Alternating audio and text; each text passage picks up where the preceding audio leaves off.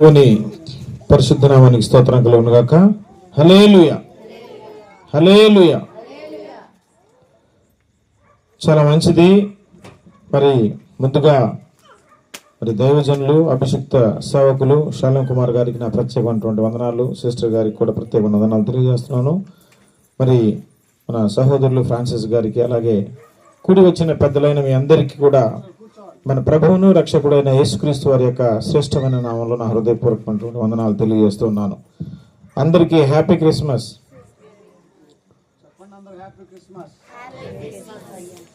చెప్పండి చెవులది, happy happy Christmas. చాలా సంతోషం. మరి క్రిస్మస్ అంటే సంతోషంగా ఉండాలి. ఒకసారి ఒక ముసలావిడ పాపం క్రిస్మస్ రోజు ఆరాధనకు రాలేకపోయింది. రెండో రోజు వచ్చి, నేను క్రిస్మస్ రాలేకపోయాను, ఆమెకి చదువుకోలేదు కాబట్టి కిస్మిస్ అంటది. కిస్మిస్కి నేను రాలేదంటే, అయితే నువ్వు ఏసఐ ఇచ్చే కిస్ మిస్ అయిపోయావు. కిస్మిస్కి వచ్చిన వాళ్ళందరికీ ఏసఐ కిస్ పెడతాడు, ఆ మిస్ అయిపోయావు నువ్వు ఈసారి. మంచిది, ఈసారి ఏసఐ కిస్ కోసం ఎదురు చూస్తూ ఉండు. క్రిస్టమస్ అంటే క్రైస్ట్ మాస్ అంటే క్రీస్తును ఆరాధించడం. క్రిస్టమస్ అంటే ఏంటి చెప్పండి? క్రీస్తును ఆరాధించటం అన్నమాట. క్రీస్తుని ఎందుకు ఆరాధించాలి అని అంటే, ఈరోజు మన బ్రతుకులన్నీ ఇంత చక్కగా మారిపోయాయి అని అంటే మనల్ని మార్చింది యేసయ్య మాత్రమే. ఒకప్పుడు ఎంత చండాలమైనటువంటి జీవితాలు మన మాటలు ఆలోచించుకోండి. మీరు రక్షణ పొందకముందు మీరు ఎంతమందితో గొడవాడారు, తగాదలాడారు, మీ యాటిట్యూడ్ ఎలాగుండేది, మీ మాటలు ఎలాగుండేది, మీ కోపం ఎలా ప్రదర్శించేవాళ్ళు, మీ నడక తీరు ఎలాగుండేది, మీ ఊళ్ళో మీ సాక్ష్యం ఎలాగుండేది, ఒకసారి ఆలోచించుకోండి. కానీ ఈరోజు అలాంటి భయంకరమైనటువంటి సాక్ష్యం మనకు లేదు. అలాంటి పాప జీవితం, పాత జీవితం, రోత జీవితం అంతా మనలోంచి పోయింది. ఈరోజు చక్కగా మరి మందిరాలకి బైబిల్ పట్టుకొని, తెల్లటి బట్టలు కట్టుకొని చాలా చక్కగా పద్ధతిగా మాట్లాడుతాం, అందరిని ప్రేమించడం స్టార్ట్ చేసాం. మంచిగా మాట్లాడటం, పరిశుద్ధమైన మాటలు, బూతులన్నీ మాయమైపోయినాయి మన నోట్లోంచి, అబద్ధాలన్నీ పోయినాయి. మన జీవితం చక్కగా ఉంది. 10 మంది చేతులెత్తి గౌరవించి నమస్కరించే విధంగా ఈరోజు మన జీవితం ఉందనంటే మన జీవితాన్ని ఇలా మార్చింది యేసు ప్రభు వారే. ఆయన కనుక ఒకవేళ రాకపోయి ఉంటే మన జీవితాలు ఏమైపోయి ఉండదు చూడండి. ఇక్కడ జీవితం సంగతి తర్వాత, కానీ చనిపోయిన తర్వాత భయంకరమైన అగ్నిగుండంలోకి యుగయుగాలు మన ఆత్మ వెళ్ళిపోయేది. కానీ వీటన్నిటి నుంచి రక్షించింది యేసు ప్రభు వారి యొక్క జననం అన్నమాట. ఆయన ఈ లోకంలో నరావతారిగా వచ్చాడు కాబట్టే మన జీవితాలన్నీ మార్చబడ్డాయి. చక్కగా గౌరవ మర్యాదలతో మన లోకంలో బ్రతుకుతున్నాం, పరిశుద్ధులుగా నీతిమంతులుగా బ్రతుకుతున్నాం. దేవుడంటే భయం ఉంది. ముందు గుండెల నిండా దేవుడంటే భయం కలిగి, దేవుడు చూస్తున్నాడు అనే భయంతో మరి పరిశుద్ధమైనటువంటి జీవితాన్ని మనం అందరం జీవిస్తూ ఉన్నాం.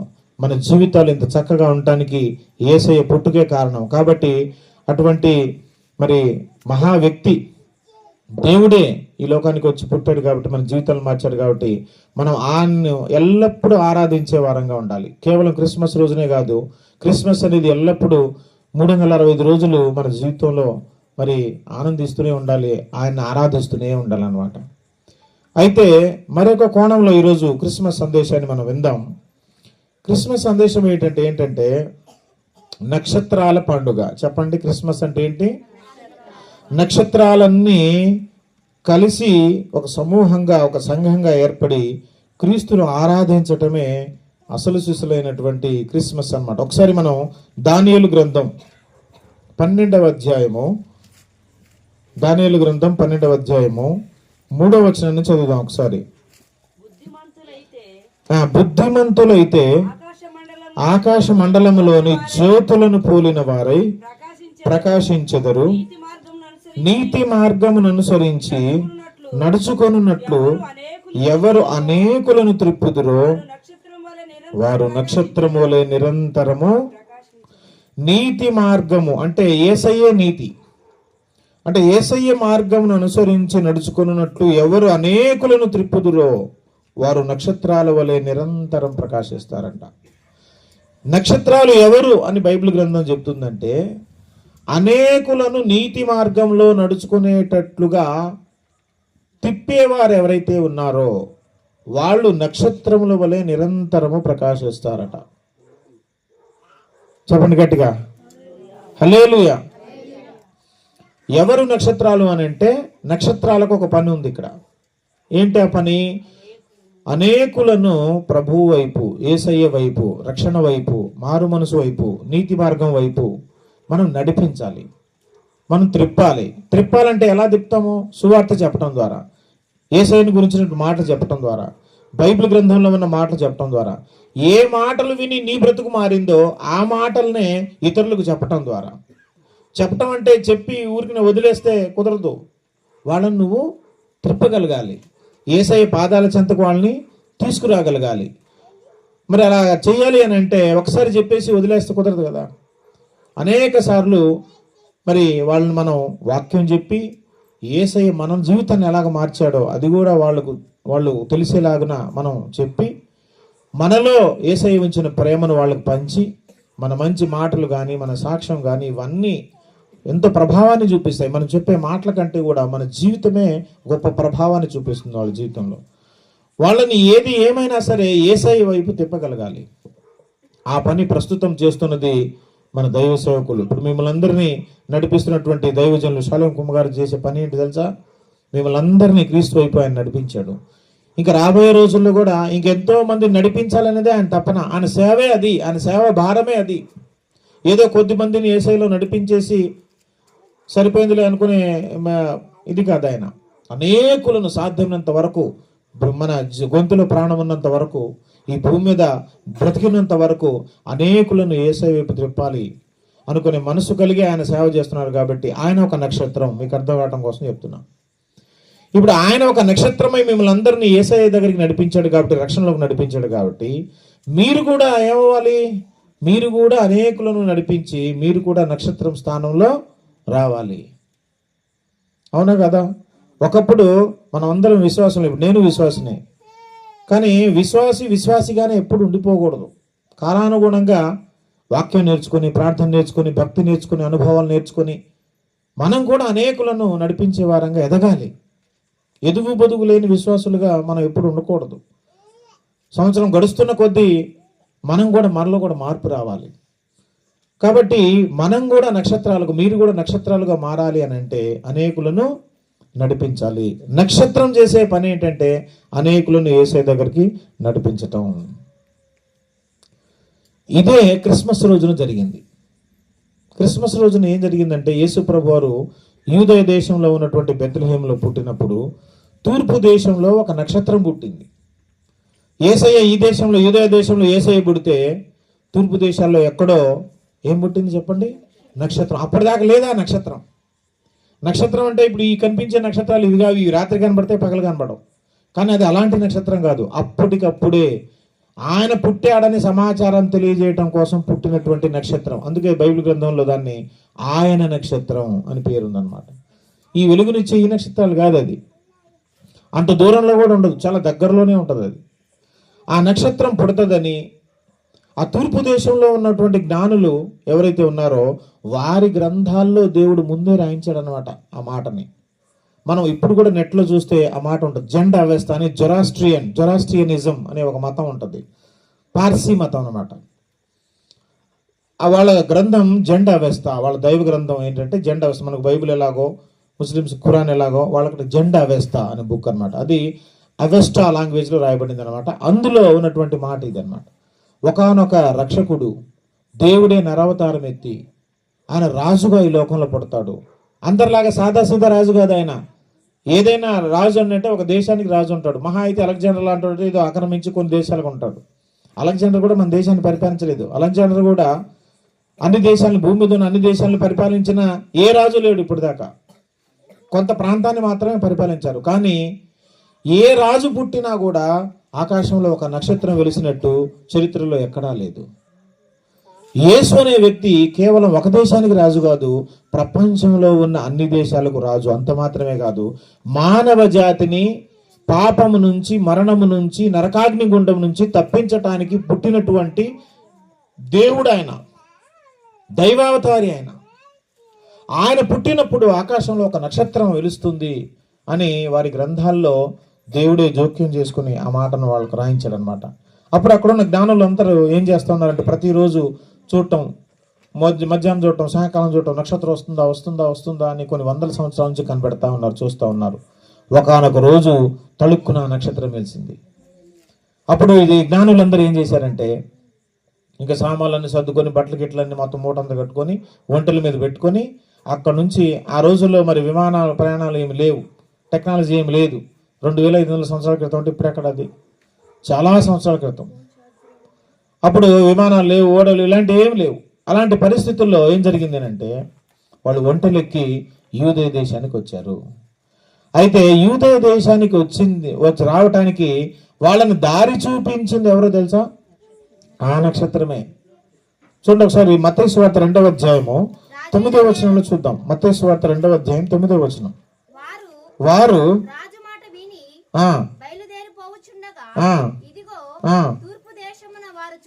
తూర్పు దేశమున వారు చూసిన నక్షత్రము ఆ శిశువు ఉన్న చోటికి మీదుగా వచ్చి నిలుచు వరకు అక్కడ దాకా ముందుగా నడిచిను. అంటే జ్ఞానులను దారి చూపించింది ఎవరు? యేసయ్య ఉన్న ఇంటి దగ్గరికి జ్ఞానులందరినీ నడిపించింది ఎవరు? చెప్పాలమ్మా, నక్షత్రమే. అంటే నక్షత్రం చేసే పని ఏంటో తెలుసా? యేసయ్య పాదాల దగ్గరికి మనుషులను తీసుకురావటం, త్రిప్పటం. యేసయ్య దగ్గరికి మనుషులను తీసుకురావటం నక్షత్రం చేసే పని. ఇందాక మనం దానియేలు గ్రంథంలో చదువుకున్న మాట కూడా ఏంటి తెలుసా? అనేకులు నీతి మార్గమున అనుసరించి నడుచుకున్నట్లు ఎవరు అనేకులను త్రిప్పుతారో వాళ్ళు, నీవు కూడా ఒక నక్షత్రమే అయిపోతావు. అప్పుడు నక్షత్రం చేసిన పని ఇదే. క్రిస్మస్ రోజున, యేసు పుట్టిన రోజున నక్షత్రం ఏం చేసిందంటే తూర్పు దేశంలో ఉన్న జ్ఞానుల్ని తీసుకొని వచ్చి యేసయ్య ఎక్కడైతే ఉన్నాడో అక్కడ దాకా తీసుకొచ్చి వారికి సాష్టాంగ నమస్కారం చేసి యేసయ్యను పూజించే విధంగా చేసింది నక్షత్రం.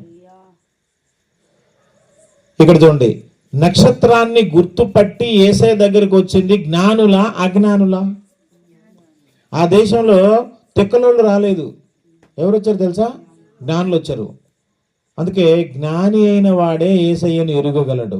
యేసే నిజమైన రక్షకుడు, యేసే మోక్షానికి మార్గం, యేసే సత్యం, యేసే మార్గం, యేసే జీవం అనే విషయం నీకు బుర్ర ఎలగాలంటే, బల్బు ఎలగాలంటే, ఫిలమెంట్ ఎలగాలంటే, నీకు అర్థం కావాలంటే, యేసే పాదాల దగ్గర రావాలంటే నువ్వు జ్ఞానివై ఉండాలి అనే మాట కూడా బైబిల్ నేర్పిస్తూ ఉంది. ఈ రోజులో యేసు ప్రభువాన్ని దూషించే వాళ్ళు, బైబిల్ గ్రంథాన్ని దూషించే వాళ్ళు సమాజంలో చాలా మంది ఉన్నారు. నువ్వు దూషిస్తున్నావు అంటే, నీకు అర్థం కాలేదు అని అంటే నువ్వు జ్ఞానివి కాదన్నమాట. నీకేమై ఉంటావు తెలిసిందే కదా. తెక్కులోడివై ఉంటావు, మైండ్ తక్కువడివై ఉంటావు, బుర్ర సరిగా పనిచేయనోడివై ఉంటావు, అజ్ఞానివై ఉంటావు. అందుకే యేసు నీకు అర్థం కాలేదు. ఈరోజు నువ్వు యేసుని దూషిస్తున్నావంటే, రక్షణ మార్గాన్ని దూషిస్తున్నావంటే నువ్వు జ్ఞానివి కాదు. జ్ఞాని అయిన వాడే యేసుని ఎరుగగలడు, యేసుని వద్దకు రాగలడు. అందుకే ఆ దేశంలో జ్ఞానులు యేసు ప్రభు వారి దగ్గరికి వచ్చారు. జ్ఞానులు రావటానికి జ్ఞానులు నడిపించింది నక్షత్రం. ఈరోజు మనం కూడా నక్షత్రాలుగా ఉండాలి అని అంటే, దేవుని దృష్టిలో నక్షత్రాలుగా ఉండాలి అని అంటే మనం చేయాల్సిన పని ఏంటో తెలుసా? అనేకులైనను యేసు ప్రభు దగ్గరికి తీసుకొని రావాలి, రక్షణ వైపుకు నడిపించాలి. అయితే ఇక్కడ ఒక అద్భుతమైన పాఠం, వచ్చిన మాట చెప్పి నేను ముగించేసి దైవజనులకు ఇస్తాను. నేను ఇక్కడ చాలా మంది మిస్ అవుతున్న ఒక పాయింట్ ఉంది, ఒక ఆత్మ సంబంధమైన పాఠం. దీని నుంచి మనం నేర్చుకోవాలి. ఏదైనా కథ చెప్పిన తర్వాత ఇందులో నీతి సూత్రం, నీతి ఏంటి అని నేను లాస్ట్లో మాట్లాడుకుంటాం కదా. ఈ జరిగిన సంఘటన నుంచి మనం నేర్చుకోవాల్సినటువంటి అద్భుతమైన నీతి ఉంది. చాలా మంది దాన్ని మిస్ అయిపోతున్నారు. ఆ పాయింట్ నేను మీకు చెప్తాను ఈ రాత్రి. ఏంటంటే, జ్ఞానులను తూర్పు దేశము నుంచి బెత్లెహేము దాకా తీసుకొచ్చింది ఎవరు చెప్పండి? నక్షత్రం కదా. నక్షత్రం నడిపించింది. తూర్పు దేశ జ్ఞానులు యూదా దేశానికి వచ్చిన తర్వాత నక్షత్రాన్ని ఫాలో అవ్వటం మానేసి సొంత తెలివితేటలు ఉపయోగించి హేరోదు రాజు దగ్గరికి వెళ్ళారు.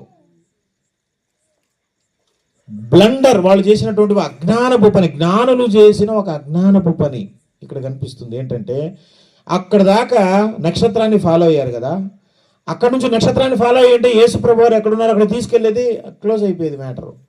కానీ అక్కడికి రాగానే వీళ్ళు ఏం చేశారంటే సొంత తెలివితేటలు ఉపయోగించి నక్షత్రాన్ని ఫాలో కాకుండా, మనం రాజు దగ్గరకు వచ్చాము, ఆ పుట్టిన రాజు ఖచ్చితంగా ఈ యూదా దేశపు రాజు బెత్లెహేం, ఆయన రాజు కదా, ఆయనకి తెలిసి ఉంటుంది కదా. ఇప్పుడు వారి దేశంలో ఏమేమి సమాచారం, ఎక్కడ ఏం జరుగుతుందో రాజుగారికి ఎరిగే ఉంటుంది. ఈ పాటికి యేసు పుట్టాడని ఆయన తెలిసే ఉంటుంది, ఎందుకంటే మనం వచ్చి 2 సంవత్సరాలు అయింది కదా. ఇప్పటికీ ఆయన పుట్టాడని హేరోదు రాజుకి తెలిసే ఉంటుంది. ఆయన్ని కనుక్కుంటే ఊరు ఏదో అడ్రస్ ఏదో ఊరికి ఈజీగా చెప్పేస్తాడు కదా అని ఆలోచించి వీళ్ళు ఏం చేశారంటే నక్షత్రాన్ని ఫాలో అవ్వకుండా రాజు దగ్గరికి పోయారు. పోయినప్పుడు ఏం జరుగుతుందో ఆయన ఎట్లా మాట్లాడుతున్నావు చూడండి. మత్తయి సువార్త 2వ అధ్యాయం 1వ వచనంలో, రాజైన హేరోదు దినములందు యూదయ దేశపు బెత్లెహేములో యేసు పుట్టిన పిమ్మట ఇదిగో తూర్పు దేశ జ్ఞానులు యెరూషలేముకు వచ్చి, యూదుల రాజుగా పుట్టినవాడు ఎక్కడున్నాడు? తూర్పు దిక్కున మేము ఆయన నక్షత్రం చూసి ఆయన పూజింపవచ్చితమని చెప్పిరి. హేరోదు రాజు ఈ సంగతి విన్నప్పుడు అతడును అతనితో కూడా యెరూషలేము వారందరినీ కలవరపడిరి. అసలు వీళ్ళకి తెలియదు మ్యాటరు. 2 సంవత్సరాలు గడిచిపోయింది యేసు పుట్టి. కలవరం స్టార్ట్ అయింది వీళ్ళకు. కలవరం ఎందుకు? అసలు రాజు నేనుండగా ఇంకో రాజు పుట్టాడంటే ఈయన పోస్ట్ ఊడిపోయినట్టే కదా.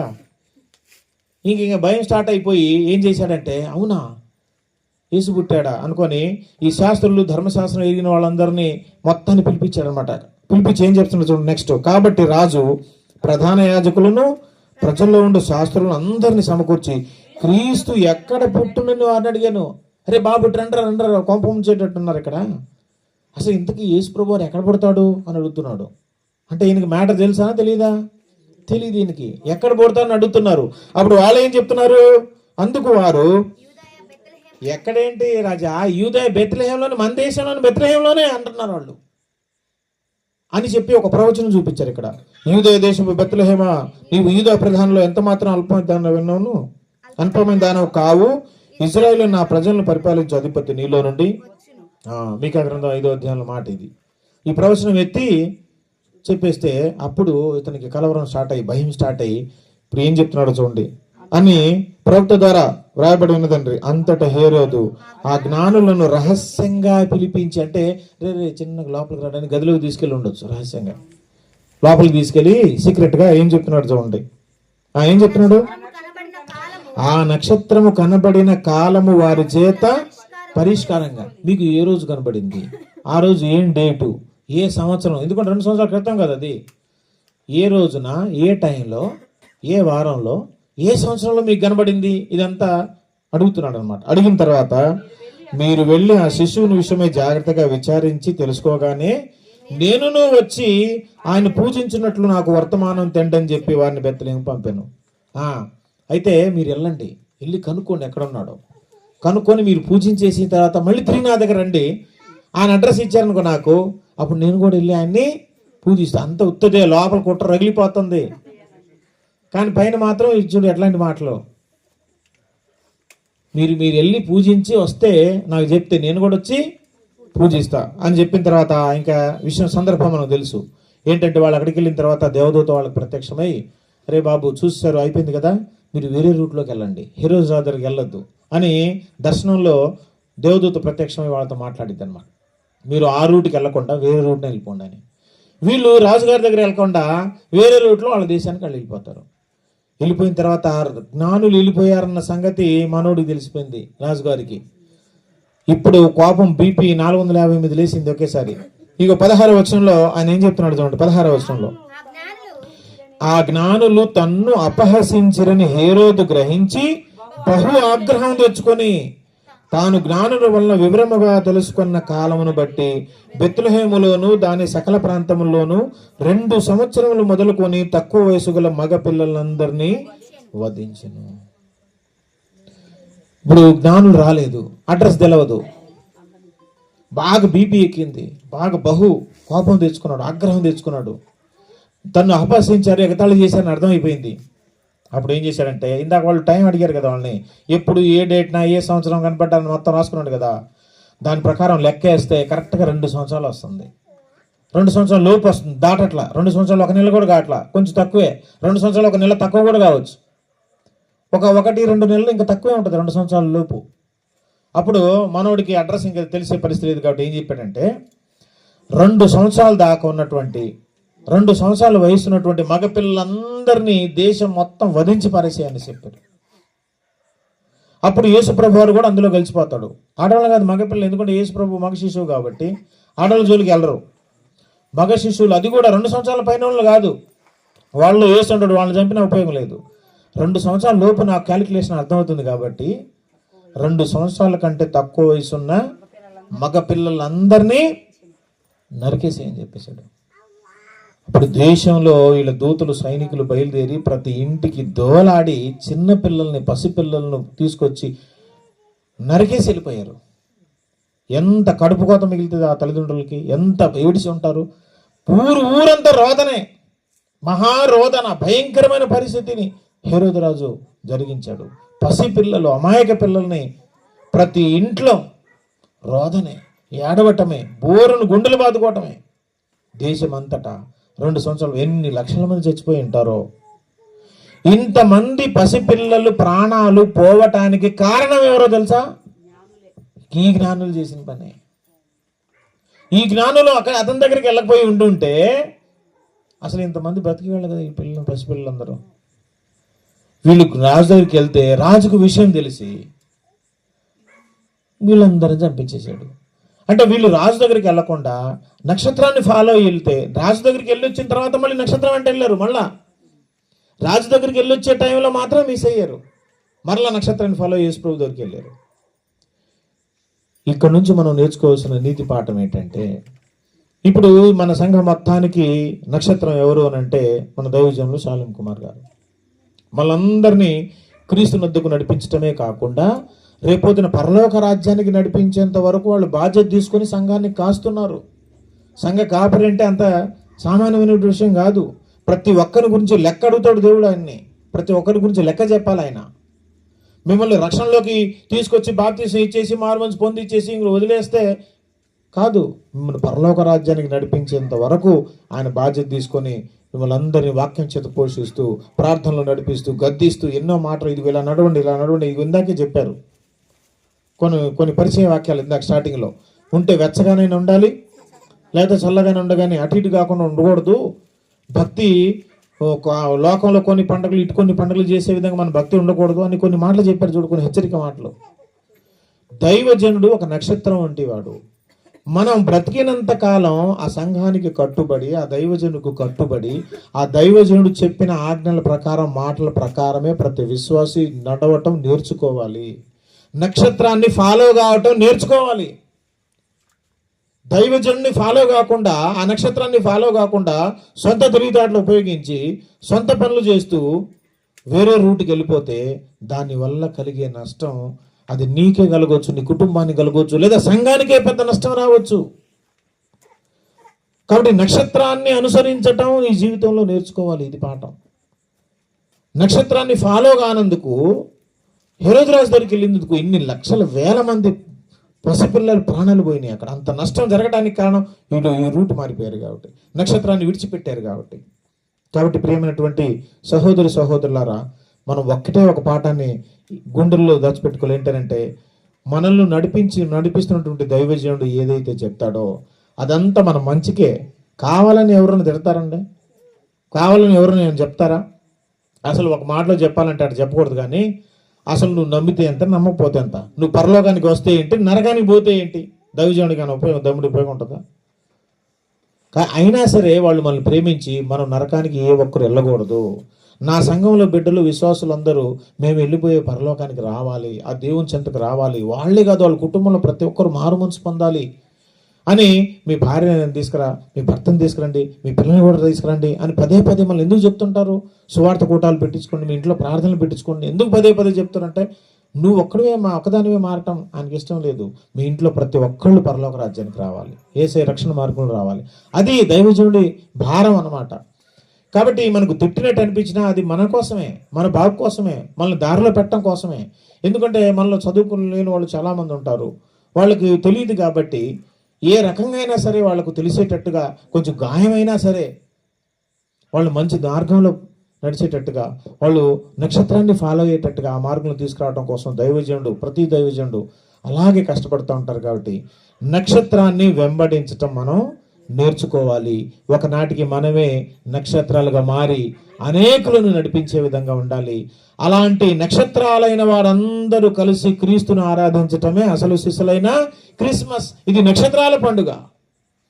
అనేకులను క్రీస్తు వైపు నడిపిస్తున్న వారందరూ కలిసి యేసయ్యను ఆరాధించే పండుగ ఏమండి. కాబట్టి ఇక్కడ దీని నుంచి మనం నేర్చుకునే నీతి పాఠం ఇది అన్నమాట. ఈ క్రిస్మస్ సందర్భంగా చివరిగా నేను చెప్తున్న మాట ఏంటంటే, మన బ్రతుకు కాలం అంతయు దైవజనుడుకు సంపూర్ణంగా లోబడి ఒక తండ్రి వలె భావించి, ఆయనకు మనం పిల్లల వలె భావించి వాళ్ళని వెంబడిస్తూ వెళ్తే, నక్షత్రాన్ని ఫాలో అయితే మీరు, మీ కుటుంబం, మీ బంధువులంతా రక్షణ పొందుతారు, హ్యాపీగా పరలోక రాజ్యానికి చేరుకుంటారు. కాబట్టి ఈ విషయాన్ని మర్చిపోకూడదని ఈ మాటలు దేవుడు మన వెనుకల్లో దీవించి ఆశీర్వదించును గాక.